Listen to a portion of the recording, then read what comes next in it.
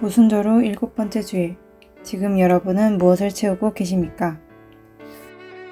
다윗의 인생은 두 사람과의 관계로 요약할 수 있습니다. 어려서는 골리앗이며 성숙해서는 밧세바입니다. 골리앗은 무시무시하게 생긴 거인입니다. 그러나 밧세바는 아름답고 온화한 모습을 가진 여인이었습니다. 그럼에도 불구하고 다윗은 골리앗을 만났을 때는 돌팔매로 심플하게 승리하였습니다. 그런데 연약하고 온화하며 아름다운 여인 밧세바 앞에서는 허무하게 무너졌습니다.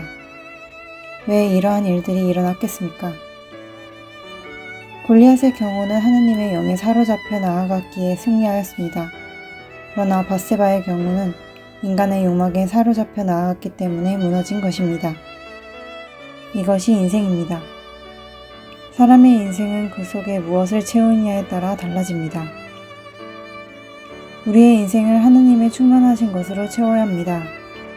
에베소서 3장 17절에서 19절 믿음으로 말미암아 그리스도께서 너희 마음에 계시게 하시옵고 너희가 사랑 가운데에서 뿌리가 박히고 터가 굳어져서 능히 모든 성도와 함께 지식에 넘치는 그리스도의 사랑을 알고 그 너비와 깊이와 높이와 깊이가 어떠함을 깨달아 하나님의 모든 충만하신 것으로 너희에게 충만하게 하시기를 구하노라. 이 말씀과 같이 우리의 마음에 그리스도께서 좌정하게 하시고 우리가 사랑 가운데 뿌리가 박히고 터가 굳어져서 그리스도의 사랑을 알고 하나님의 모든 충만하신 것으로 채워져야 합니다. 예수님을 만나기 전 우리는 혼돈과 공허와 흑암 가운데 있었습니다. 예수님을 만나기 전 우리는 죄와 허물 가운데 있었습니다. 그러나 우리는 하나님의 영으로 말미암아 예수님을 만남으로써 하나님의 영으로 말미암아 예수님을 우리의 영원한 대속주로 고백함으로써 우리는 하나님의 충만하신 것들로 채워졌습니다. 하나님의 영이 주시는 하나님의 충만한 것으로 말미암아 우리의 혼돈은 질서 가운데 평화를 얻었으며 우리의 공허는 생명 말씀 가운데 참된 기쁨을 얻었으며 우리의 흑암은 예수 그리스도 안에서 빛의 자녀로 변화되었습니다. 빛의 자녀는 곧 사랑의 자녀입니다. 바울 선생은 에베소서 5장 8절 너희가 전에는 어두움이더니 이제는 주 안에서 빛이라 빛의 자녀들처럼 행하라 라고 증거하며 이제 우리가 빛이기에 빛의 자녀들처럼 행하라고 권면하였습니다.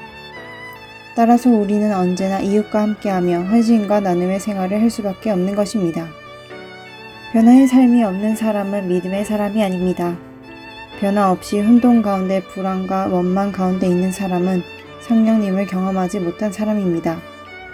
이러한 사람은 성령님이 주시는 영적 질서를 알지 못하기에 늘 질서를 파괴하게 됩니다. 가정에서는 부모를 거역하고 사회에서는 도덕을 거슬러 일탈행위를 하는 자들은 바로 혼돈 가운데 있는 자들입니다. 기쁨의 삶이 없는 사람은 말씀이 없는 사람입니다. 기쁨이 없는 사람은 그 마음이 늘 허전하며 공허하며 외로우며 우울한 사람입니다. 이러한 사람은 말씀을 심지 않은 사람입니다. 잠언서 16장 24절 선한 말은 꿀송이 같아서 마음에 달고 뼈에 양약이 되느니라. 이 말씀과 같이 꿀송이같이 달콤한 말씀을 알지 못하기에 그 마음이 단 것이 아니라 쓰고 독해서 언제나 공허할 수밖에 없는 것입니다. 헌신과 나눔이 없는 사람은 흑암 가운데 있는 사람입니다. 이러한 사람은 예수 그리스도를 알지 못하는 사람입니다. 흑암은 주님을 만나지 못하게 합니다. 아니 주님을 만나도 주님이신 줄 깨닫지 못하게 하는 것이 흑암의 일들입니다.